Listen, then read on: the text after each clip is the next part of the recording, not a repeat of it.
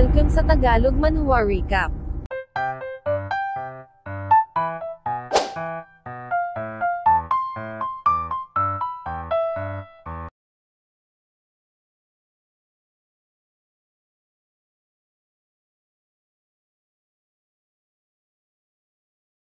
Sinabi ni Chen Fan na kung magpapatuloy sila rito sa paghakbang pasulong marami pang mga kalaban dito na nag-aabang sa kanila, so tugon ni Yanzo ano raw ba ang gagawin nila. Sumagot si Chen Fan na babalik na muna sila sa Kunsho, babalik na lang sila sa Path of Heaven kapag ka naging mas makapangyarihan na sila at wala nang kinatatakutan. Mula doon ay lumipat ang eksena sa isang secluded na silid sa Yuntian Palace kung saan makikitang nagko-cultivate si Chen Fan. Napasabi sa kanyang isip na kailangan niyang i-improve ang kanyang sarili at ma-regain ang dati niyang lakas upang maprotektahan ang kanyang mga minamahal sa buhay at lumipas ang 3 taon. Sa nagdaang 3 taon araw-araw, bulto-bulto ng mga spirit stones ang idini-deliver sa Yuntian Palace. Sa mga sandaling iyon ang Yuntian Palace ay nagmistulang black hole, hinunsam ang lahat sa Kunsho. Sa araw na ito ay patapos na si Chen Fan sa kanyang cultivation, iminulat ang kanyang mga mata lumabas sa silid, paghakbang nagdulot ng crack sa sahig. Napasabi si Chen Fan na sa loob ng 3 taong cultivation na mayroong sapat na resources, sa wakas na gain niya na ang Divine Body, ang Phenomenal Azure the Arch-Divine Body.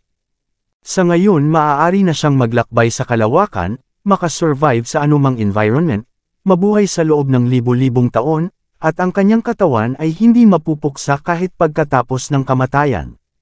Sa essence core na mayroon siya sa kanyang dantian, sa ngayon ay na-achieve niya na ang core formation. Siya, ang reborn celestial lord na si Chen Baixuan, ay hindi na uulitin ang dati niyang pagkakamali. Kung wala ang perfect essence core ng supreme grade golden core, hindi na siya uli mag-a-attempt pa na sumalang sa Thunder Tribulation. Lumipat ang eksena sa hapagkainan kung saan kinongratulate si Chen Fan ni Qingwei at ng South Princess. Nagtanong ang Spirit King kung naging Sky Immortal na ba si Lord Chen. Sky Immortal patanong na tugon ni Chen Fan, hindi pa raw siya naka-form ng Golden Core, kaya malayo pa siya doon. Ganun pa man kung mayroong mga Sky Immortal na maghahamon sa kanya, madali niya lang mapapatay ang mga ito nang walang effort sabay release ng Divine Chi makikita ang reaksyon ng ibang mga disciples at Earth-level deities nagsiluhod. Congratulations Lord Chen Baixuan saad ng Spirit King nakakaramdam daw sila ng kaligtasan mula sa proteksyon nito, naway ito'y magkaroon ng mahabang buhay at nagbigay na rin ng pagbati ang iba pa. Uminom ng tsaa si Chen Fan napasabi ang Spirit King sa kanyang isip na hindi lang sa nagtamo ito ng kapangyarihang beyond sa kanilang imagination, mayroon din itong impeccable na control sa kapangyarihan na taglay nito, talaga rong ito ay isang lord na napaka-terrifying i-serve. Xiao Fan saad ni Yanzo ang laki raw ng inimprove nito nagbabalak na raw ba ito na bumalik sa Path of Heaven sa lalong madaling panahon. Not yet tugon ni Chen Fan sa kanalang daw yun uuwi muna siya sa Earth upang makita ang kanyang family. Ngunit Lord saad ng Spirit King ngunit ang Gate of Heaven daw ay hindi pa rin stable. Chill tugon ni Chen Fan, iyon daw ay hindi problema. Mula doon ay lumipat ang eksena sa lokasyon ng Gate of Heaven, Lord Chen saad ng Spirit King kung ito raw ay makapaghihintay, maaari niya rong bigyan ng orders ang kanyang mga disciples na trabawin ang pag-suppress sa chaotic space ng gate ngunit sumagot lang si Chen Fan na iyon ay hindi na kailangan, ang bagay na iyon ay walang magagawa laban sa kanya. Tinanong niya si Yanzo kung sasama ba ito sa Earth, hindi mariing tugon ni Yanzo ayaw niya rong maging kabilang sa mga babaeng nakapila kay Chen Fan doon sa Earth ngunit kung mananatili siya rito, siya ang papasok sa isip nito kapag ka naaalala nito ang Kunsho. Alright tugon ni Chen Fan idinagdag sa kanyang isip na 3 taon na ang nakararaan. Inilagay niya sa panganib ang buhay niya sa pag-pass through sa parehong gate na ito. Binuksan niya ang gate humakbang idinagdag sa kanyang isip na ganun pa man, iba na sa pagkakataong ito. Pumasok na sa gate si Chen Fan at ilang sandali pa ay lumipat ang eksena sa Deity Burial Valley. Lumabas siya at idinagdag na 3 taon na mula nung umalis siya. Humakbang tumingin sa paligid idinagdag na dapat mayroon dong mga taga-Kunlun o kaya naman taga-Baekhyong sect na nagbabantay dito ngunit bakit walang tao rito, napatingin sa ibaba mukhang mayroon dong laban na naganap dito. Lumipad si Chen Fan nagtaka nang mapagtantong mayroong nangyaring battle kahit na sa loob ng Deity Burial Valley. Ano mayroon na naman daw bang umatake sa China? Sino raw ba kaya ito? Pagtingin niya sa unahan ay nagulat siya sa kanyang nakita ano mayroon ding nangyaring laban dito ano raw ba kaya ang nangyari dito sa Earth nagpatuloy sa paglipad mayroon dong hindi tama rito? Kailan pa naging ganito ka-powerful ang mga hayop dito sa Earth? Ang bayang ito ay ang pinakamalapit na bayan mula sa Deity Burial Valley. Kailangan niya rong itago ang kanyang presensya upang makagather ng impormasyon. Nagtanong ang isang sundalo sa kanyang mga kasamahan kung narinig na raw ba nila. Ang Qinghu Town ay inatake ng mga grupo ng mga lobo ilang araw na ang nakararaan libo-libong mga residente doon ang kinain ng buhay, iyon daw ay kakilakilabot. Sinabi ng isa na hindi raw ba't mayroong mga sundalo na nakastation doon? Sinabi ng isa na ang mga iyon ay walang magagawa. Kung wala ang mga martial artists at mga sorcerers, ang mga iyon ay hindi makaka-resist, napabuntong hininga ang isa. Asaad ng isang residente kailangan niya rong kumita ng pera upang makalipat sa Eastern Coastal Area sa lalong madaling panahon, mas ligtas daw doon. Sumagot ang isa na madali lang sabihin mahirap gawin, ang presyo daw ng housing sa Eastern cities ay nag-increase ng husto kaya niya raw ba ang ganoong halaga?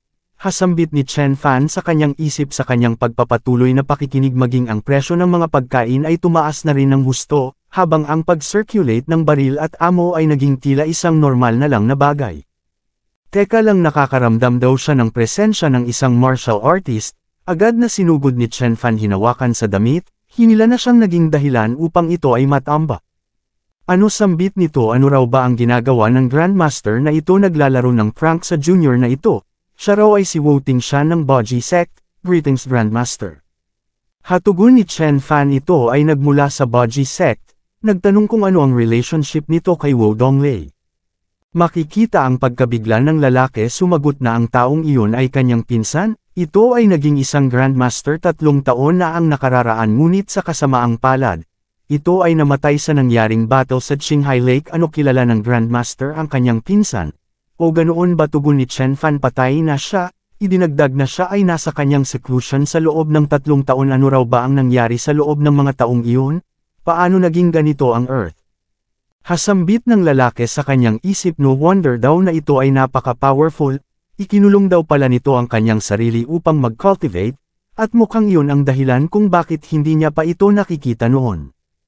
To be honest tugon niya kay Chen Fan maging sila raw ay naguguluhan din. Sa nagdaang 3 taon ang mga creatures at mga halaman ay nagsimulang mag-mutate, at nagkaroon ng ilang suppressive powers na kailangang pangilagan. Maraming mga tao ang naka-recover mula sa kani-kanilang mga sakit ng mag-isa. Ang mga atleta ay nagsimulang i-break ang mga records na siyang nagpa-startle sa lahat. Sa parehong pagkakataon ng mga martial arts community mula sa East at West ay nagsimula ng umusbong. Maraming mga martial artist ang naabot ang mas mataas na level at marami ring mga grandmasters at mga god realm experts na nagsisulputan. Ang ilan sa mga mutated na mga hayop ay nagkaroon ng extraordinary powers, gaya na lamang ng mga wind attributes at iba sa mga ito ay mayroong sapat na lakas upang wasakin ang isang tangke. Mayroon ding nagsisulputang mga ancient beast na sinasabing nagmula sa mga kuweba, ang mga iyon ay ruthless at vicious. Napasabi si Chen Fan sa kanyang isip na ang mga iyon ay magmi-make sense kung ang sinasabi nitong cave ay ang Devil's Cave ng Babylon na naglilid sa underground. Naroon daw ang karamihan sa mga treasures at star cores. Kung ang mundo ay nagbago at ang spirit chi ay bumalik, ang mga creatures na nasa underground ay ang siyang unang mag-e-evolve kaysa sa mga nasa surface.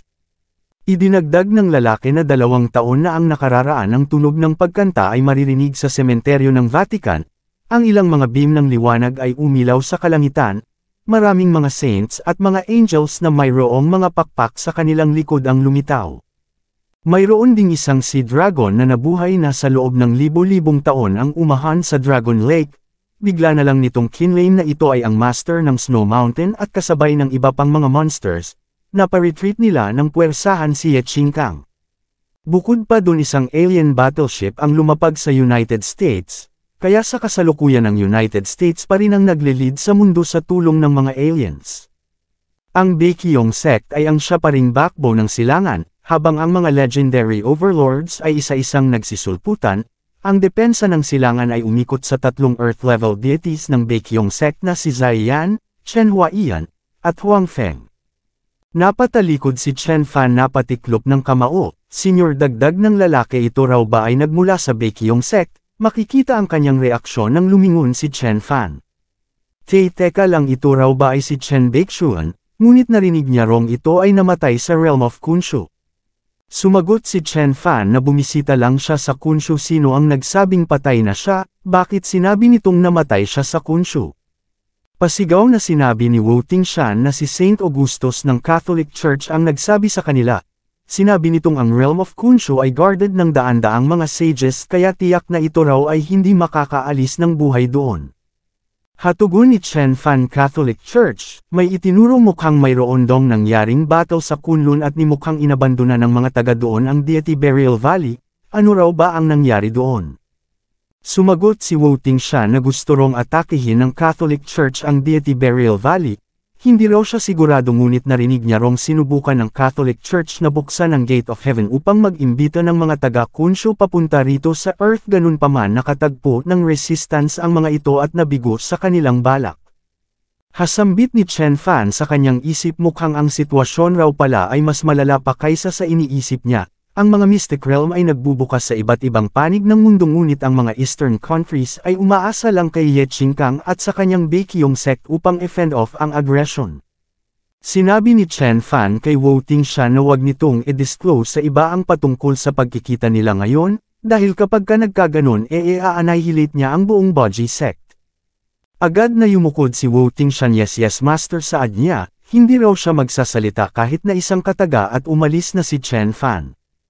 Lumipat ang eksena sa Jin City kung saan naramdaman ni Chen Fan ang presence ng isang connate realm being na mayroong severe na injuries. Sa loob ng isang silid ay naramdaman din ni Grandpa Chen ang presensya ng isang malakas na nilalang. Nagtanong kung sino ito. Nagpakilala si Chen Fan, "Uy Xiao Fan," sambit ni Grandpa Chen. Tumitig ng maigi si Grandpa Chen na pasabing talaga raw palang ito ay si Xiao Fan. Sa wakas bumalik na ito, miss na raw nila ito.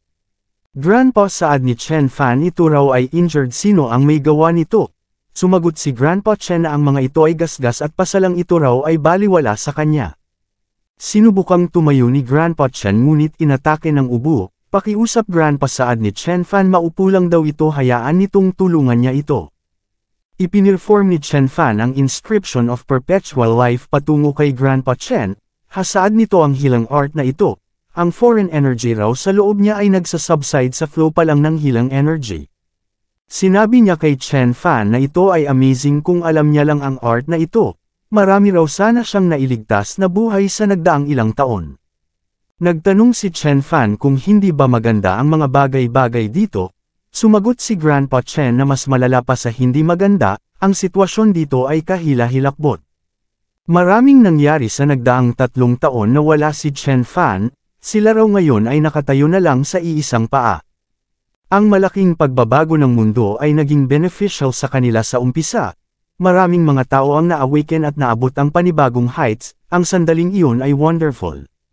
Gayunpaman ang pagka-awaken ng mga saints at mga alien race sa 7 ipinagbabawal na lupain at ang mystic realms ay gumulantang sa kanila. Ang mga iyon ay tuso at madali lang silang na-outnumber. Ang mga saints ng Christian Church, Chiang Bai-Fei, God of Gold mula sa Amerika, werewolves ng Daxi at Dark Wolf ng Siberia. Sa ganito karaming kalabang nag-aamok, siya at si General Ye ay walang panama. Buti na lang daw at naabot ni Zai Yan at Huayun Feng ang realm ng Earth-level deity, na siyang tumulong sa kanilang manatiling nakatayo magpahanggang sa ngayon. Sinabi ni Chen Fan na narinig niya rong ginawang puppet ng mystic realm ang lahat ng nations sa buong mundo. Tama yun, tugon ni Grandpa Chen. Iyon daw ay lanzi upang i-divert ang atensyon ng mga tao. Karamihan sa mga states sa mundo ngayon ay nasa ilalim na ng kontrol ng mga saints or deities. Sa lahat ng mga superpower sa buong mundo, tanging China lang ang nanatiling independent, ngunit not for long. Grandpa, sambit ni Chen Fan, narinig niya rong si Saint Augustus ang nag-injure rito. Ngunit sumagot lang si Grandpa Chen na hindi siya kayang saktan ni Saint Augustus. Siya raw ay tinambangan ng 5 mga saints nung tumungo siya doon upang kwestiyonin ang mga ito. Kung hindi lang daw dahil sa spirit artifact na ibinigay ni Chen Fan sa kanya, malamang wala na siya sa mundong ito. Sa ngayon ang kanyang injuries ay ang siyang list sa kanilang problema, ang integrity ng kanilang nation ay nanganganib, ang China ay napapalibutan ng mga makapangyarihang kalaban na naghihintay lang na i-claim ito, ganun paman mabuti't bumalik na ito. Tinatawag ni Grandpa Chen sa mga guards ang ina ni Chen Fan, ang acting sect leader ng Baekhyun sect at mga core members na agad namang sinunod ng mga ito. Ilang sandali pa ay dumating na ang mga ito, napahiyaw nang makita si Chen Fan.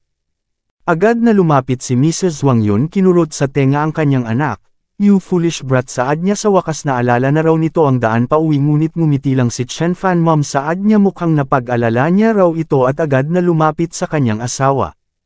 Ilang sandali pa ay sinabi ni Chen Fan na iwa-wipe out niya ang mga Forbidden Land at Mystic Realms. Hindi niya raw mahahayaang ang mga Peking Gods na ito ay ang siyang mag-lead sa sangkatauhan at hayaang gawin ang kung anong gusto nilang gawin dito sa Earth. "Take your time," saad ni Grandpa Chen. Malaki na raw ang pinagbago ng mundo, gusto niya rong manatili itong buhay.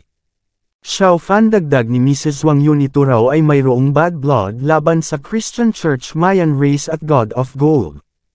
Kaya magiging wise raw kung magstay low muna ito sa ngayon, dahil tiyak na manganganib silang lahat kapag ka napag-alaman ng mga iyon na buhay ito. Ngunit humakbang lang si Chen Fan at pasigaw na nagtanong kung alam ba ng mga ito ang pinaggagawa niya sa nagdaang 3 taon, hasaad ni Grandpa Chen. Hindi raw ba't ito ay pumunta sa Khonshu Realm? Tama, kamusta raw ba ang naging trip nito doon? Sumagot si Chen Fan na ang Khonshu ay mayroong 237 Earth level deities, 13 Supreme Overlords at 7 Exalted Immortals na nagro-rule sa 7 Exalted Sects. Hatugon ni Grandpa Chen. Ang ibig daw ba nitong sabihin ay, oo, tugon ni Chen Fan, na bawasan niya ang bilang ng mga iyon sa less than 100 na siyang ikinabigla ni Mrs. Wang Yun. Ano, saad ni Grandpa Chen, na patay nito ang mahigit sa 100 Connate Realm Cultivators?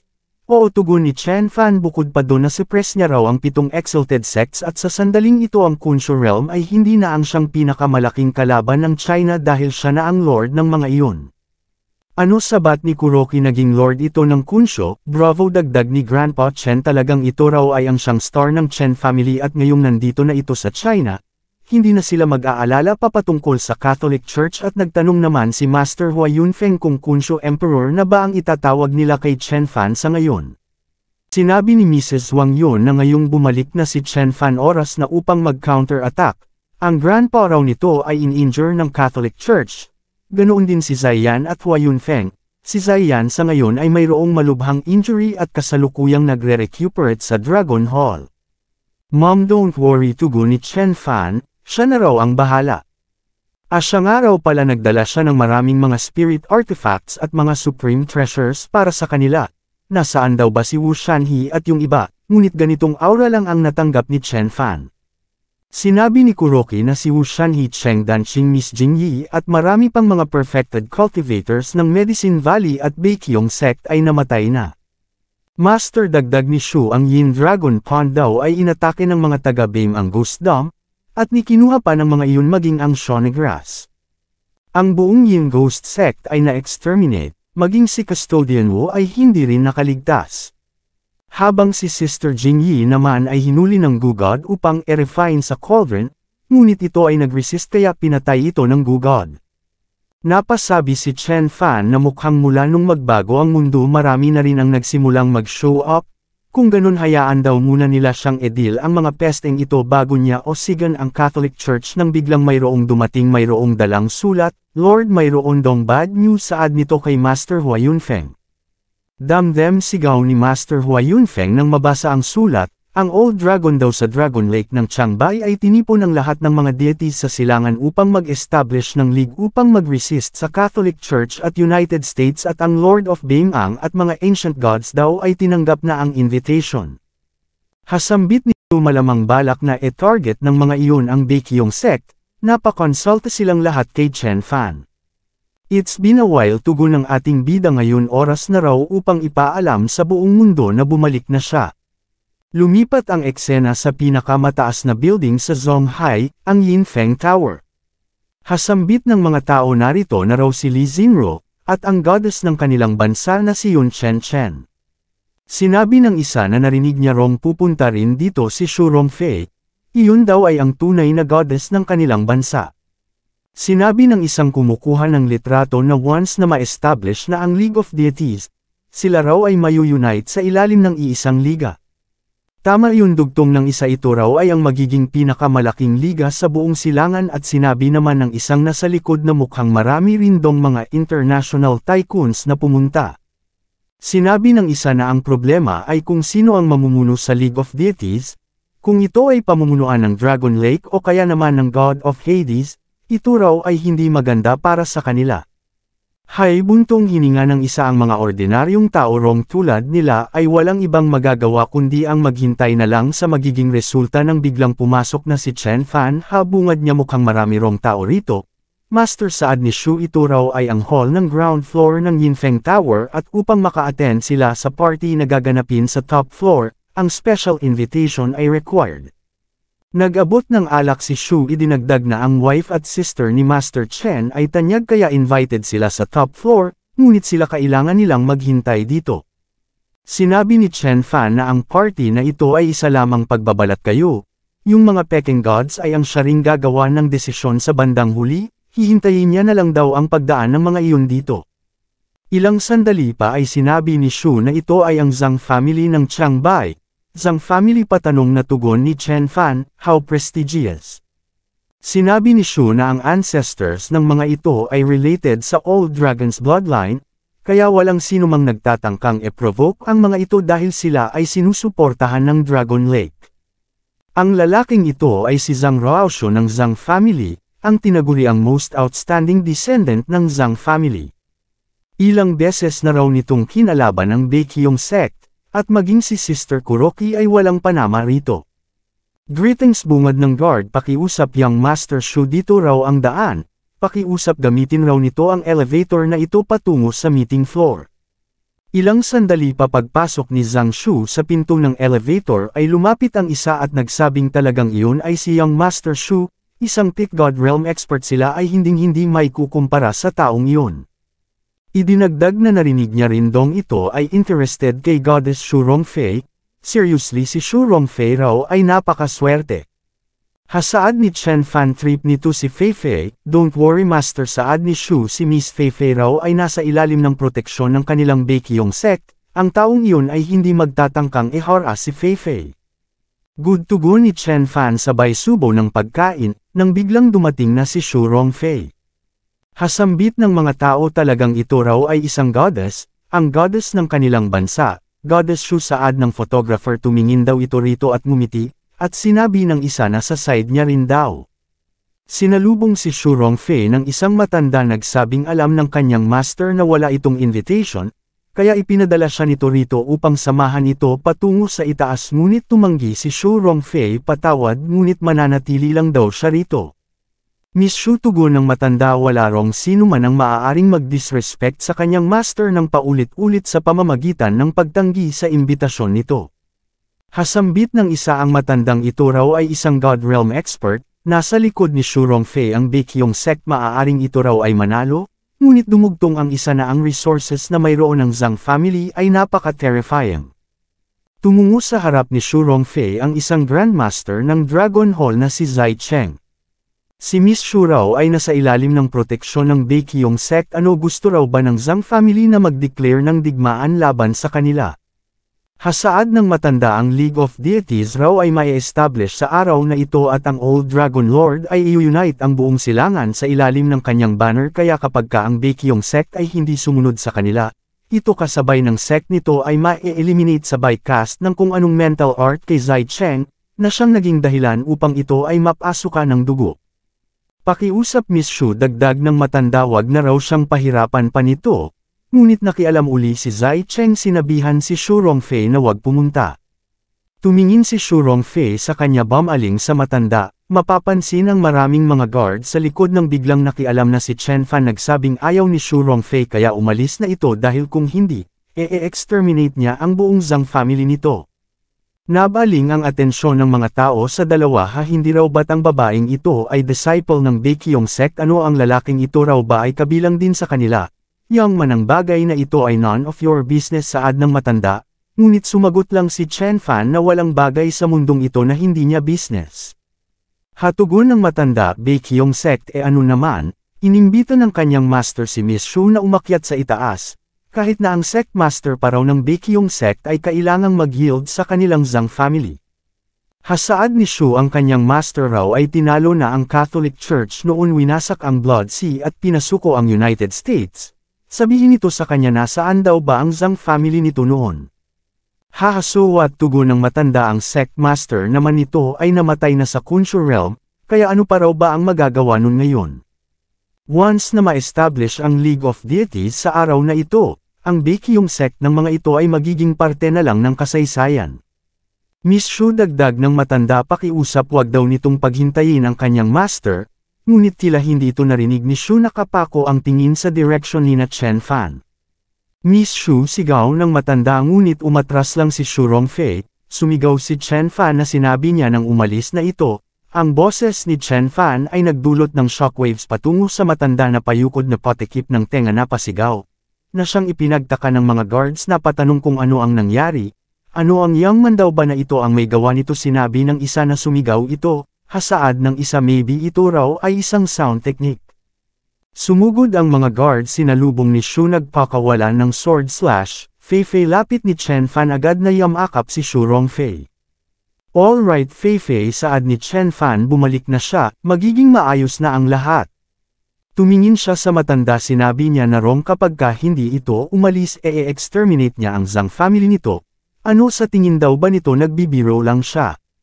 Bastard pasigaw na tugon ng matanda alam daw ba nito ang ginagawa niya? Ang ginagawa nito ay pag-provoke sa Zhang family, Dragon Lake at Ancestral Dragon. How dare you puny hybrid saad ni Chen Fan ang lakas naman daw ng loob nito na threaten siya, kahit na pumunta pa rito ang Old Dragon na ipinagyayabang nito babalatan niya lang ito at gagawing handa. Hasaad ng mga tao bulag daw ba ang lalaking ito? Ininsulto nito ang Ancestral Dragon at Zhang family talagang isang bulag na hangal, ang Ancestral Dragon daw ay hindi isang nilalang na maaari mong pagsalitaan ng basta-basta. Sa kabilang dako naman ay makikitang nakarating na si Zhang Shu sa itaas. Brother Raosho saad ng isa kung maging matagumpay daw ang pag-establish sa League of Deities sa araw na ito. Ang Zhang family na ang magiging top family sa buong silangan at idinagdag ng iba na si Brother Raosho na ang magiging pinakamalakas na master sa kabuuan ng silangan ngunit nagpaka-humble si Zhang Shu, maliban na lang daw kung siya ay magiging isang earth level deity na tatakot siyang hindi siya ang magiging pinakamalakas sa silangan.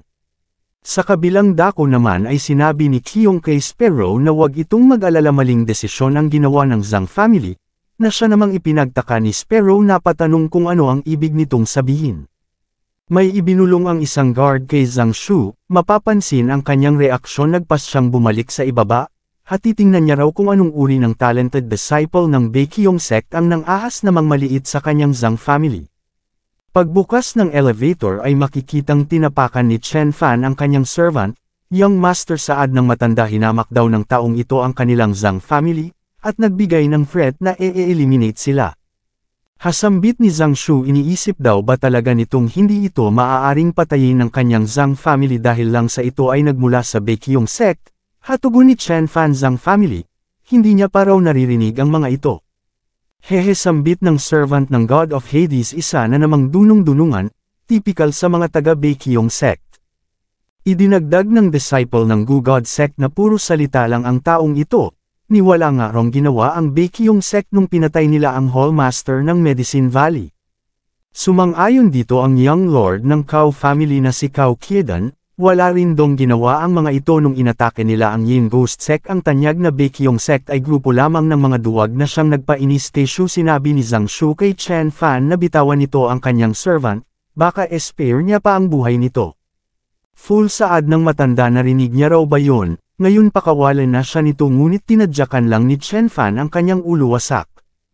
Oops patawad sambit ni Chen Fan na dulas daw siya, mararamdaman ang aura ng inis mula kay Zhang Shu nililigawan daw nito ang kamatayan, ngunit sumagot lang si Chen Fan na sinabi niyang kakatayin niya ang Zhang family.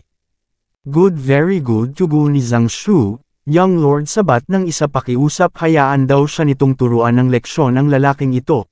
nagbigay ng babala si Shu kay Chen Fan mag-ingat daw ito ang taong ito ay umaasa sa poison arts, minsan na raw nitong nilason ang isang buong army. Nagcast ng isang poison spell ang disciple ng Gugod nagpakawala, watch out sigaw ni Shu Rongfei inilabas ni Chen Fan ang kanyang Kailan Fireblade nagpakawala ng isang fire slash, napasigaw ang hangal tinanggap ng direkta ang atake, naging abo on the spot. Makikita ang pagkabigla ng mga tao ni hindi ma-handle kahit na isang atake lang.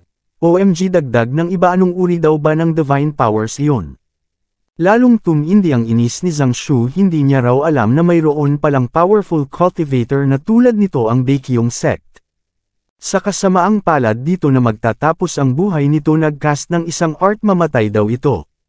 Nang biglang tumama ang palad ni Chen Fan sa kanyang kaliwang pisngi bagsak sa sahig tumagos sa ibaba.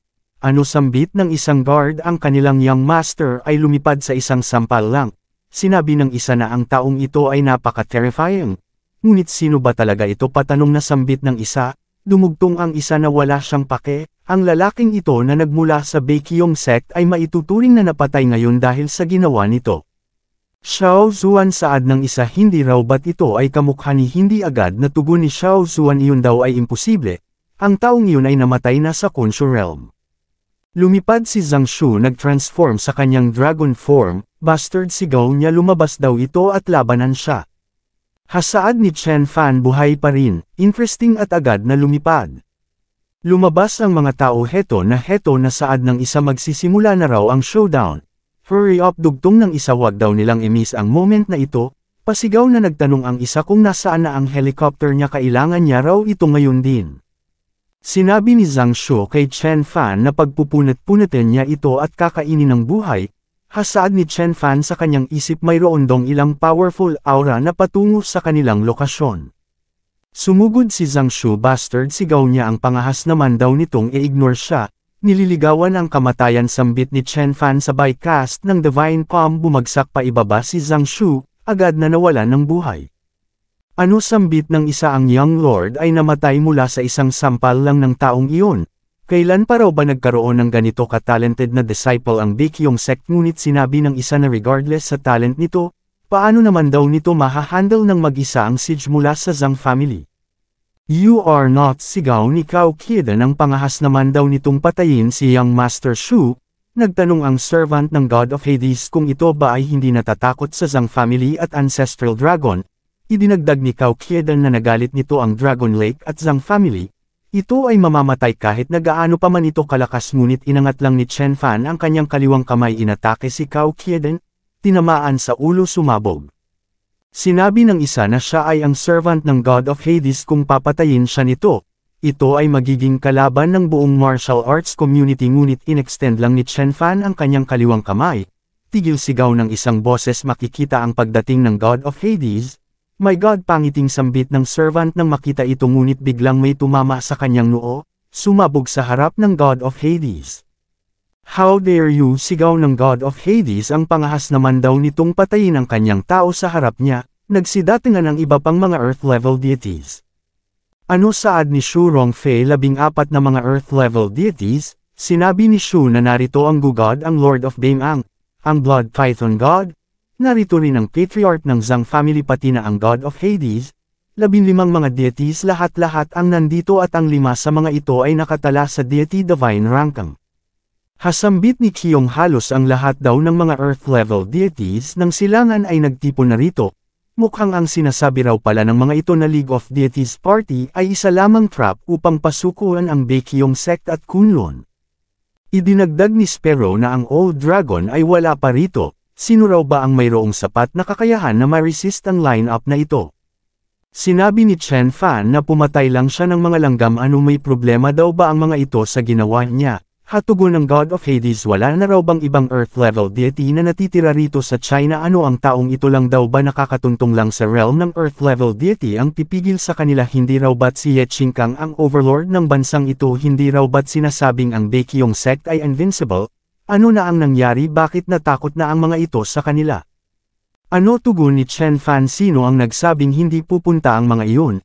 At makikita ang pagdating ng 4 na individual nag-release ng divine energy tumabi kay Chen Fan, mapag-aalamang ang mga ito ay si Master Zai, Grandpa Chen, Master Hua Yunfeng at Master Ye. Hasigaw ng mga tao ang sandali na magtatakda sa kapalaran ng silangan ay dumating na, ang mga tao ng silangan laban sa mga alien gods, 5 laban sa 15. Ye Qingkang Chen Hua iyan saad ng God of Hades sa wakas lumabas na raw ang mga ito. Ang akala niya raw ay magtatago lang ang mga ito na parang mga duwag ngunit sumagot lang si Grandpa Chen na ang mga ito ay hindi capable na takutin sila. Sinabi ng Gugod na kung ang mga ito ay tatanggi na sumali sa League of Deities at hindi sumunod sa orders ng Ancestral Dragon, huwag siyang sisisihin ng mga ito kung i-annihilate niya ang mga tao ng silangan. Cut the crap sigaw ni Master Hua Yunfeng kung ang full na dragon na iyon ay gustong mag-rule sa silangan, bakit hindi ito mismo ang pumunta rito? Hindi na kailangan sabat ng Eagle King na si Kan-eha, hindi na kailangan na pumunta pa rito ang Ancestral Master upang ibuli lang ang mga fool na ito, siya raw ay mayroong sapat na lakas upang talunin silang lahat. King Kan-eha patanong na sambit ni Master Ye dumugtong si Master Hua Yunfeng na ito ay servant lamang ng dragon na iyon, paano raw nito naaatim na tawaging king ang kanyang sarili? You fool sigaw ng isa how dare you dagdag ng isa, at sinabi naman ng isa pa na tumahimik ito. Hua Yunfeng saad ni Kan-eha narinig niya rong ito ay ang pinakamalakas sa lahat ng mga Earth-level deities ng buong silangan, ganun pa man 3 atake lang daw ang kailangan niya upang ito ay maging durog na karne. Kung ganun tugon ni Master Hua Yunfeng sumugod daw ito, sinabi ni Master Ye na ang silangan ay nabibilang sa kanilang mga tao, hindi nila ito mahahayaang mag-amok dito ngunit sumagot lang si Kan-eha na sa kasamaang palad, ang Yellow Dragon River ay babahain ng dugo ng mga Earth-level deities ng silangan sa araw na ito. Sabay na nag-release ng matinding pressure ang mga Earth-level deities na nakapalibot sa kanilang 5. Napasigaw ang mga tao sa ibaba na patanong kung ano ang nangyayari. Sinabi ni Master Hua Yunfeng na ang mga ordinaryong tao ay hindi kayang i-endure ang ganitong uri ng pressure. Sumugod ang God of Hades at ang iba pa, nagcast ng isang spell si Master Hua Yunfeng sinalubong ang atakeng patungo sa kanya ni Nullify, nagpakawala ng isa pang teknik, ngunit bigla siyang sinugod ng 2 umatake si Kan-eha, humans ang mga ito raw ay napakamahihina at mapapansing hindi makagalaw ang 4. Damit sambit ng isang nasa ibaba ang difference daw sa pagitan ng mga tao at mga entities na ito ay lubhang napakatindi.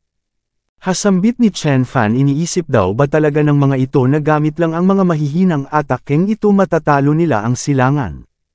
Hindi raw ba alam ng mga ito na ang kabuuan ng Earth ay kanyang teritoryo, kidaw sigaw ng God of Hades sabay release pinatay daw nito ang kanyang servant, sisiguruhin niyang magbabayad ito ng malaki ngunit gumamit lang ng finger art si Chen Fan upang i-neutralize ito na siyang labis na ikinabigla ng God of Hades ito raw ay imposible.